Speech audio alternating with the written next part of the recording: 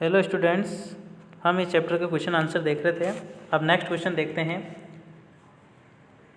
A stone is throw in vertical upward direction. यहाँ पर क्या है? Stone direction with velocity of 5 metre पर सेकंड। वेलोसिटी कितनी दे रखी है? शुरुआत में इस वेलोसिटी से उसको ऊपर फेंका।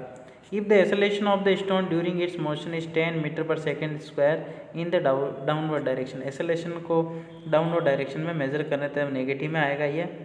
What will be the height attained by the stone and how much time will be the take to reach there। मतलब उस ऑब्जेक्ट को हाइट पर जाने में कितनी डिस्टेंस कवर करेगा, पूरी हाइट अटेंड करने में, और टाइम कितना लगेगा।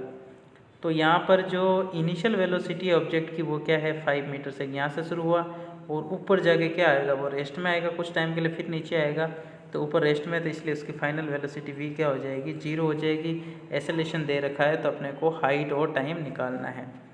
तो इनिशियल वेलोसिटी कितनी रखी? 5 मीटर पर सेकंड। एक्सेलरेशन -10 मीटर पर सेकंड स्क्वायर है, क्योंकि ये नेगेटिव डाउनवर्ड डायरेक्शन के लिए बता रखा है एक्सेलरेशन। और v 0 हो जाएगा, क्योंकि मैक्सिमम हाइट पर क्या होता है? वेलोसिटी क्या हो जाएगी? 0। अब अपने को क्या निकालना? टाइम और हाइट निकालनी। तो टाइम निकालने के लिए हम क्या करते हैं? फर्स्ट इक्वेशन यूज़ कर सकते हैं, क्योंकि हमें पता है कि हमारे पास में v है, u है, a है, तो टाइम आसानी से निकाल सकते हैं। v कितना है? 0। u कितना है? 5। एक्सेलरेशन कितना? -10। और टाइम अपने को निकालना है, तो ये वैल्यू पुट कर दी। ये 5 को इधर लाएंगे तो क्या आ जाएगा? -5 हो जाएगा। और इधर से क्या बचा है? 5 को इधर लाए तो क्या बनेगा? देखो, -5 और उधर क्या बचा हुआ है? -10 × t बचा हुआ है। माइनस से माइनस क्या हो जाएगा? कैंसिल।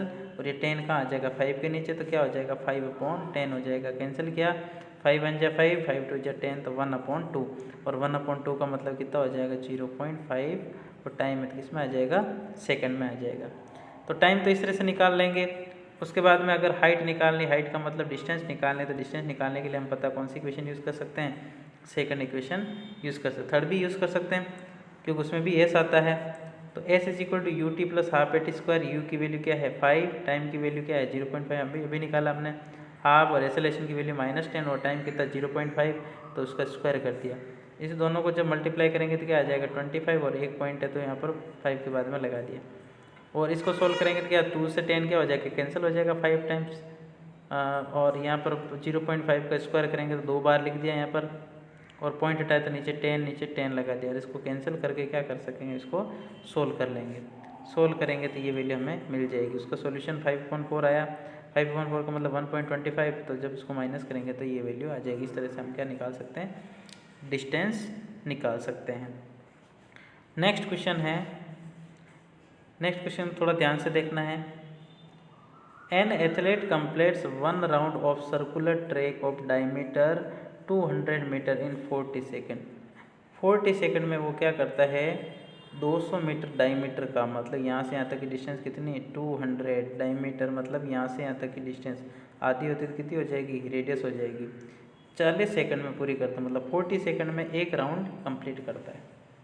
अब सबसे पहले देखें कि एक राउंड कंप्लीट करने में डिस्टेंस कितनी कवर करा, उसकी बात करते हैं आप।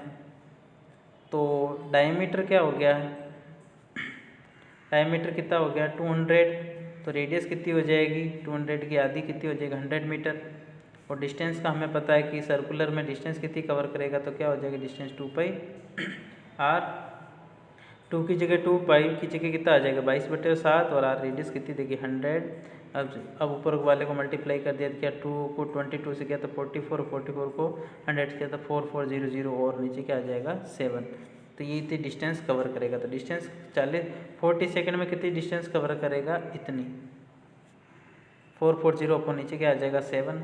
तो 1 सेकंड में कितनी करेगा? तो यहाँ से 1 अगर लेंगे हम तो 40 को नीचे लाके क्या कर देंगे? डिवाइड कर देंगे। तो इसके साथ में 40 को क्या कर दिया? डिवाइड में लिया है। 1 सेकंड में हमने निकाल दी। अब क्वेश्चन में क्या पूछा हुआ? कितने सेकंड में निकालनी है? तो हमें निकालनी है 2 मिनट और 20 सेकंड में निकालनी। 2 मिनट का मतलब हो गया, इसको 60 से मल्टीप्लाई करेंगे तो कितने सेकंड हो गया? 120 सेकंड। और 20 सेकंड ये है, तो टोटल कितने सेकंड हो गए? 140 सेकंड हो गए। तो हमें जो डिस्टेंस कवर कर निकालनी है वो कितने टाइम में निकालनी है?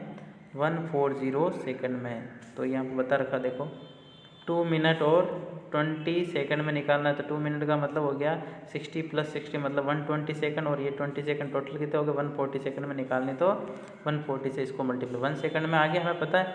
तो 1 सेकंड में इतनी डिस्टेंस कवर करेगा, तो 140 सेकंड में कितनी करेगा, तो 140 को क्या कर दिया मल्टीप्लाई कर दिया, मल्टीप्लाई करके सोल्व किया तो क्या आ जाएगा 2200 मीटर डिस्टेंस कवर की। अब अपने को क्या निकालना है, डिस्प्लेसमेंट निकालना है। तो डिस्प्लेसमेंट क्या होता है, शॉर्टेस्ट पाथ, और डिस्प्लेसमेंट कितने राउंड में निकालना, 3 राउंड कंप्लीट करता है। जैसे क्वेश्चन में बता रखा है कितने राउंड में निकालना है, सॉरी कितने टाइम में निकालना है, 2 मिनट और 20 सेकंड में हमें निकालना है डिस्प्लेसमेंट। तो हमें पता है 2 मिनट और 20 सेकंड का मीन्स टोटल कितने सेकंड हो गए 140 सेकंड। अब हमें पता है कि 40 सेकंड में एक राउंड करता है, तो 80 सेकंड में कितना होगा 2 राउंड कंप्लीट करेगा। फिर 120 सेकंड में कितना राउंड कंप्लीट करेगा 3 राउंड, तो 3 राउंड तो कंप्लीट हो गए।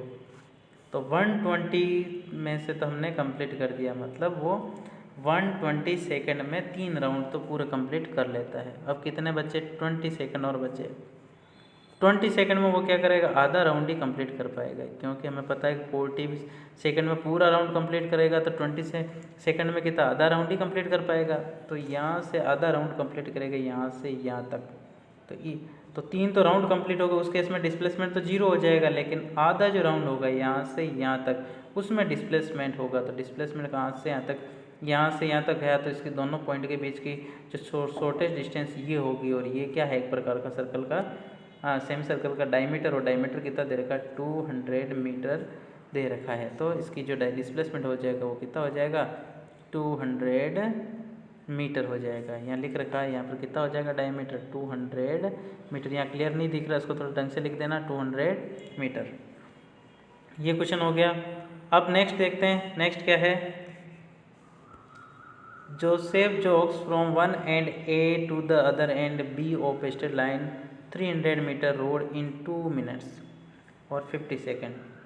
टाइम कितना दे रखा है 2 मिनट और 50 सेकेंड। इसमें क्या करता है जोसेफ जॉगिंग करता है, ए पॉइंट से कहाँ तक जाता है बी पॉइंट तक जाता है, और उनके बीच की डिस्टेंस कितनी है 300 मीटर है।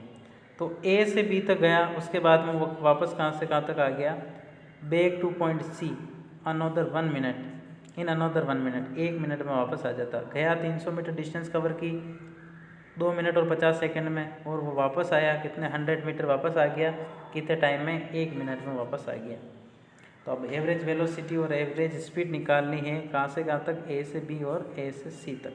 तो सबसे पहला केस देखते हैं कि जो जोसेफ है वो ए से बी तक गया, उस केस में निकालने, तो ए से बी तक स्ट्रेट लाइन में चला, वो बिल्कुल मुड़ा नहीं। तो इस केस में जब स्ट्रेट लाइन में चलता था, हमें तो पता है कि डिस्टेंस और डिस्प्लेसमेंट क्या होता है, बराबर होता है। और यहाँ से यहाँ तक डिस्टेंस और डिस्प्लेसमेंट कितने हैं 300 मीटर। तो डिस्टेंस और डिस्प्लेसमेंट तो 300 मीटर हो गए।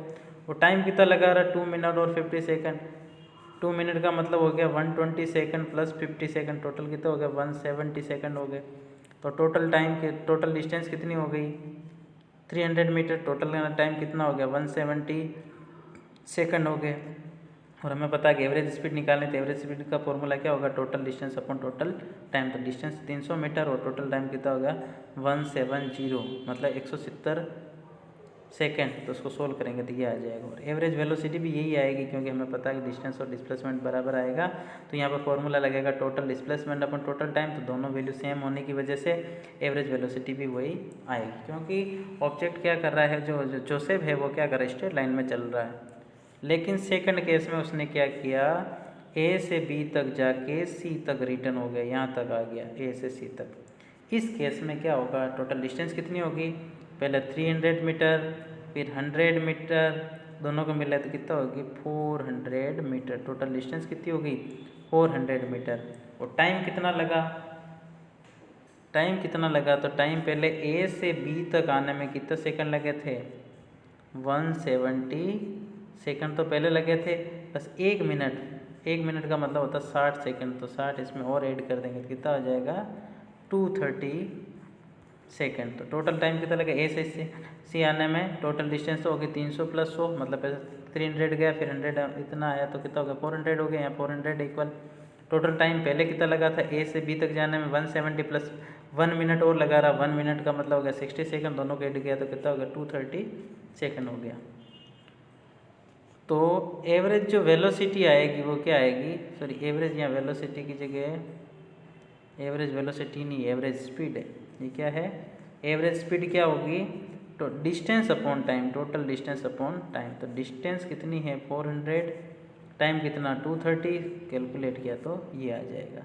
लेकिन यहाँ पर डिस्प्लेसमेंट अलग है, क्योंकि ऑब्जेक्ट कहाँ से कहाँ तक गया, ए से सी तक गया 300 मीटर, वापस यहाँ तक आ गया 100, ये और आ गया। तो इनिशियल पॉइंट यहाँ से शुरू हुआ और फाइनल यहाँ तक रुका, तो इन दोनों के बीच की डिस्टेंस कितनी हो जाएगी, टोटल 300, उसमें से 100 मीटर ये चल गया, तो ये कितनी बचेगी 200। इस केस में डिस्प्लेसमेंट क्या आ जाएगा 200, और टाइम तो वही लगेगा क्योंकि केवल पॉइंट इनिशियल और फाइनल, बाकी टाइम तो ऑब्जेक्ट तो जाके तो आया वहाँ से जोसेफ, टाइम तो वही लगेगा। तो डिस्प्लेसमेंट 200 और टाइम तो वही लगेगा, सोल्व किया तो इस तरह से ये अपने को मिल जाएगा। और नेक्स्ट क्वेश्चन देखते हैं कि a motor boat starting from rest, rest से शुरू होती है तो यू क्या आ जाएगा 0 आ जाएगा। कांस्टेंट एक्सेलरेट मतलब rest on lake acceleration in straight line, मतलब वो झील के अंदर चलती, लेक के अंदर चलती है।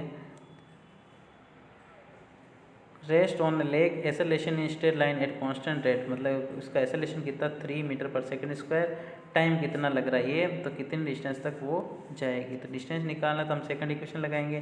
क्या क्या दे रखा है, इनिशियल वेलोसिटी रेस्ट से शुरू हुई तो यू क्या हो जाएगा 0, टाइम 8 सेकंड दे रखा है, एक्सेलरेशन ये दे रखा है, तो s is equal to u t plus half a t square होता है। यू की जगह 0, टाइम की जगह 8, हाफ और ए की जगह 3 और टाइम कितना 8, तो ये तो पूरा हो गया 0, 1/2 3 और 8 का स्क्वायर 64। जब इसको सोल्व करेंगे तो क्या आ जाएगा 96 आएगा। तो यहाँ तक आपको क्वेश्चन करने हैं। अब थोड़े बहुत क्वेश्चन और है, उसको अपन नेक्स्ट वीडियो में देखेंगे।